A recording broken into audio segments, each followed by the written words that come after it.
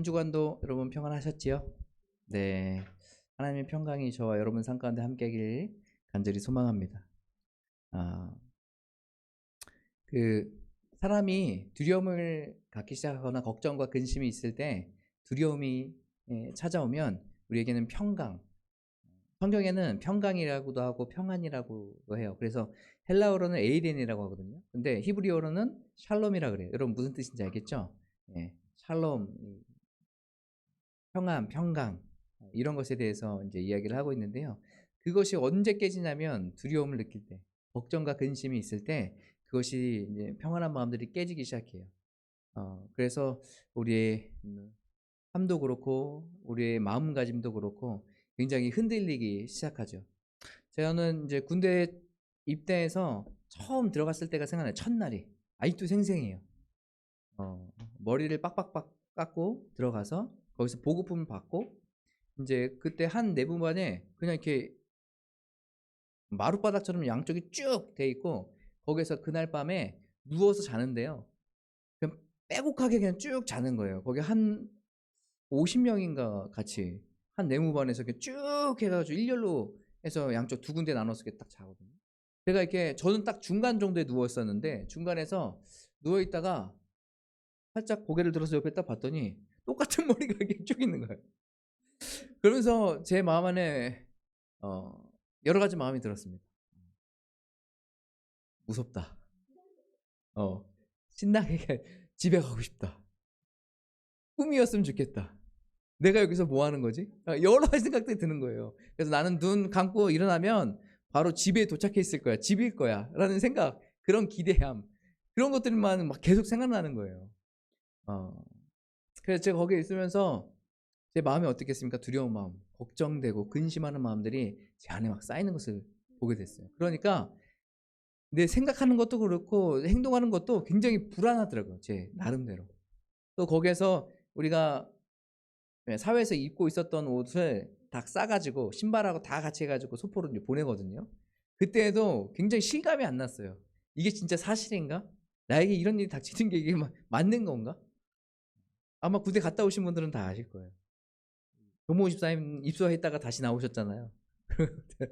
예, 다 그런 마음들 다 아실 거예요. 그때 걱정과 두려움, 근심이 제 안에 있는 것을 발견했죠. 그때 오늘 제 처음에 여러분과 같이 나눴던 것처럼 제 안에 있는 평강이 막 깨지기 시작하는 거예요. 그냥 갔다 오면 되겠지 뭐 별거 있겠어? 라고 그냥 생각했는데, 막연하게 그렇게 생각했는데 막상 가서 도착해서 그런 현실들을 바라보니까 이게 예산 일이 아니구나라는 생각이 들었어요. 걱정도 되고 그래서 내가 앞으로 군생활 잘할 수 있을까? 이렇게 해서 오늘 첫날인데 거의 700일 넘는 날을 거기에서 비슷하게 보내야 된다는 생각하니까 너무나 끔찍하더라고요. 그러면서 계속해서 그 며칠 동안은 근심하고 걱정하고 또 내가 어느 부대에 갈 수 있을까 막 그런 마음, 걱정하는 마음들이 제 안에 있는 것들을 보게 됐어요. 우리가 이제 삶을 살다 보면은 힘든 일이고 어려운 일도 있고 또 걱정하는 일들도 있잖아요. 그럴 때마다 자꾸 우리 마음이 낙담되고 좌절되고 또 깨어지는 것들을 보게 돼요. 그런데 하나님께서 우리에게 원하시는 건 뭘까요? 그 상황 가운데서도 우리에게 평강이 있기를 원하세요. 평안하길 원하세요. 그게 바로 예수님의 마음이거든요. 오늘 제자들이 다 같이 모여서 있었어요. 모여서 있었는데 이미 여러분 그 말씀을 저랑 같이 묵상해서 알겠지만 그 예수님께서는 부활하셔서 누구들을 만났죠?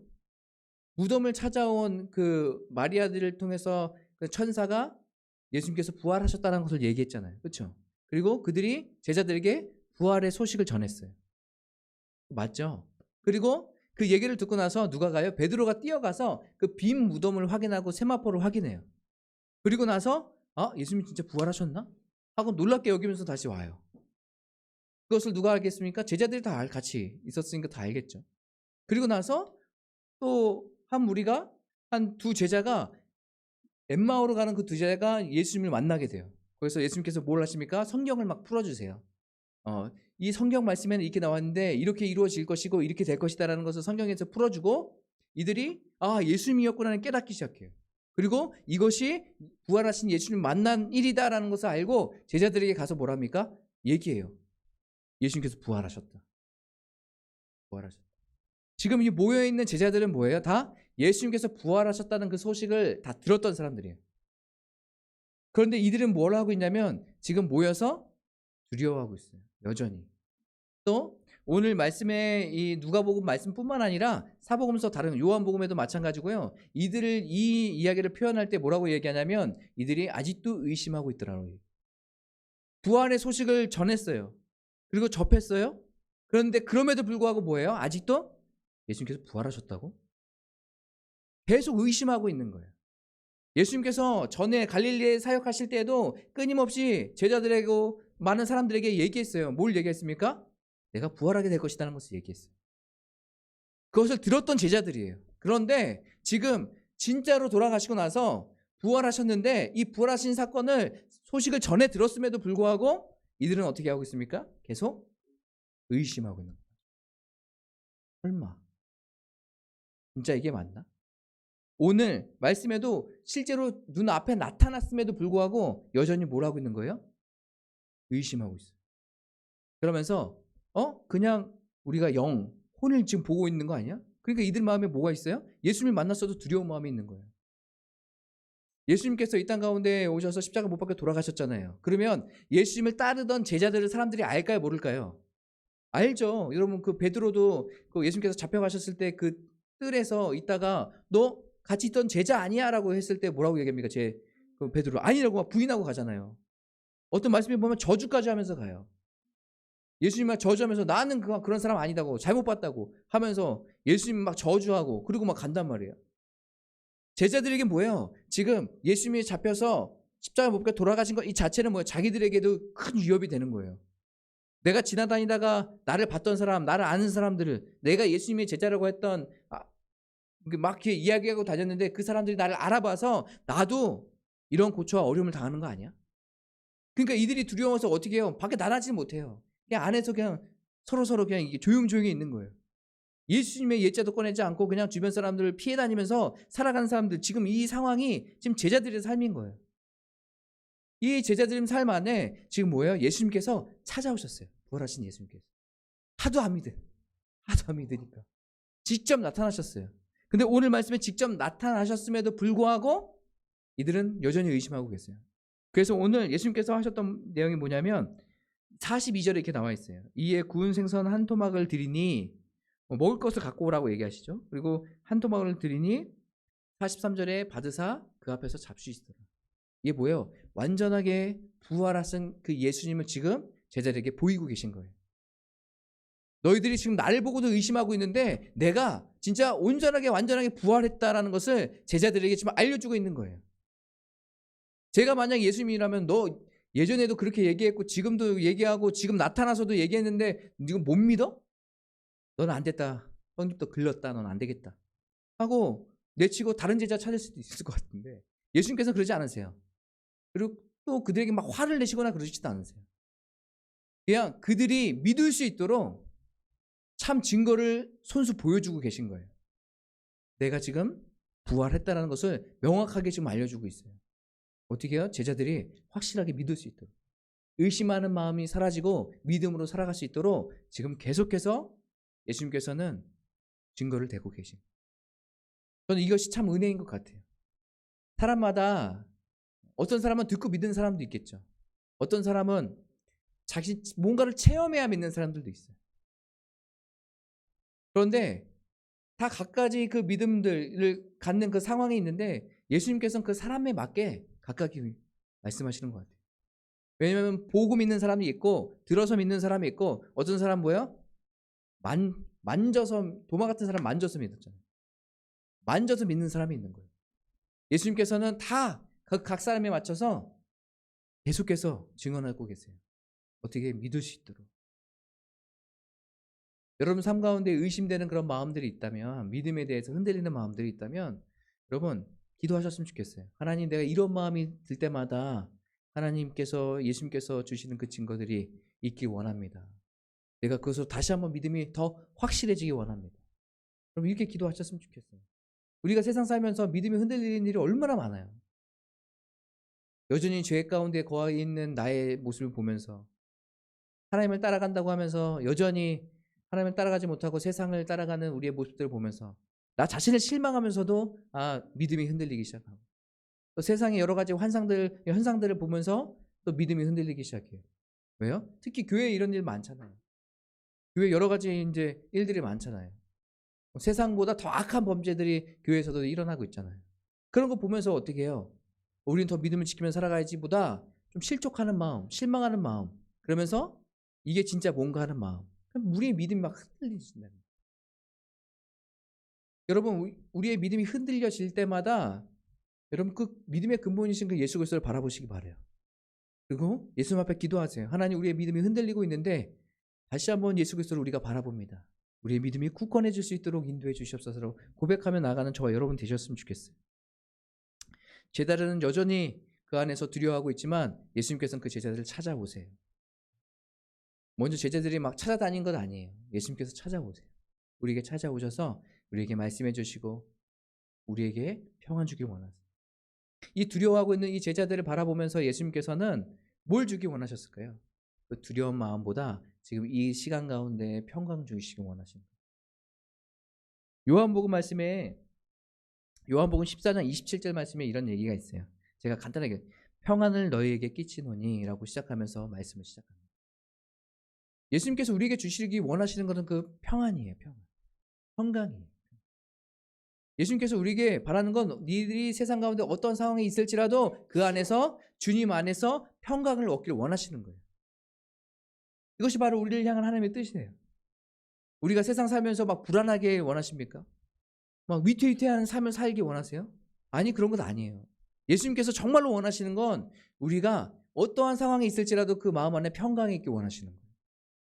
사도들이 그랬던 것처럼 사도들이 복음을 막 증거하면서 사도행전, 로마서, 고린도전서 이런 거 쭉 보시면 어떡합니까? 그들이 고난 당하지만 그 상황 가운데서 평안할 수 있는 거. 옥에 갇혀 있지만 그 상황 가운데서 평안할 수 있는 거. 지금 예수님께서는 우리에게 원하시는 건 그거예요. 너희들이 평강하게 원한다. 상황이 힘들고 어려울지라도 그 상황에 짓눌려서 삶을 포기하고 힘들어하고 어려워하는 것보다 그 안에서도 믿음으로 말미암아 평강을 얻기 원하시는 것이 바로 예수님이세요. 그래서 요한복음 16장 33절에도 이렇게 나와 있습니다. 이것을 너희에게 이르는 것은 너희로 내 안에서 평안을 누리게 하려 합니다. 예수님께서 우리에게 말씀하시고 예수님께서 하나님의 나라를 선포하시고 우리에게 말씀하시면서 너희들이 순종하는 삶을 살아가라 할 때 이 모든 내용이 그냥 보기 좋아라 이게 아니라 우리에게 평강이 있기 원하시는 그 예수님의 마음이 있는 거예요. 하나님께서 우리를 바라볼 때 그 평강을 우리에게 주십니다. 그래서 그러면 우리가 이 평강을 어떻게 얻을 수 있을까라는 것이, 저는 제자들이 예수님과 떨어져 있을 때의 그 두려움과 공포, 힘듦, 좌절 이런 것이 있다고 생각하거든요. 다시 예수님께서 이들을 찾아왔을 때 무엇이 생기겠습니까? 주님 안에서 그 평안이 있기 위해. 우리도 마찬가지예요. 우리가 정말로 그 평강 안에 거할 수 있는 건 예수님이 우리와 함께 있을 때 가능해요. 그래서 그리스도 예수는 뭐라고 그래야 합니까? 그리스도 예수의 평강이라고 얘기해요. 우리 안에 평강이, 하나님의 그 평안함이 우리 안에 있기 바랍니다. 그렇게 하려면 누가 있어야 된다고요? 예수님하고 같이 있어요. 날마다 우리가 아침에 일어나서도 기도할 때 예수님 오늘도 나와 함께 해주세요. 나의 마음 가운데 오셔서 나를 붙들어 주세요. 나를 인도해 주세요. 내가 정말 예수님 안에, 예수님이 내 안에 거하시는 그런 삶을 살 수 있도록 인도해 주세요 라고 여러분 기도하셨으면 좋겠어요. 여러분, 이 평강이 우리 안에 얼마나 큰 축복인지 몰라요. 그 다윗이 아들에게 배신을 당하죠. 압살롬이라는 아들에게 배신을 당해요. 큰 어려움을 겪게 되는데 그 아들이 왕이었던 그 다윗을 어떻게 하려고 했을까요? 네, 죽이려고 했어요. 다윗에게 있어서 아들이 자신을 죽이려고 하는 이런 상황 가운데 있을 때 여러분, 아버지로서 얼마나 슬프고 힘들고 어려운 시간들을 지금 가고 있는 것 같겠어요. 그런데 이때 당시에 썼던 시편이 있어요. 그 시편이 몇 편이었냐면 시편 3편, 4편이 압살롬으로부터 고난과 고초를 당하고 있을 때 썼던 그런 시들이거든요. 네, 시편 4편에 4편 8절에 이렇게 나와 있습니다. 내가 평안히 눕고 자기도 하리니 나를 안전히 살게 하시는 이는 오직 여호와시니. 지금 정말로 괴롭고 힘든 순간이고 죽음의 위기 가운데 있는 순간이고 여러 가지를 다 겪었던 지금 이 순간은 아니겠습니까?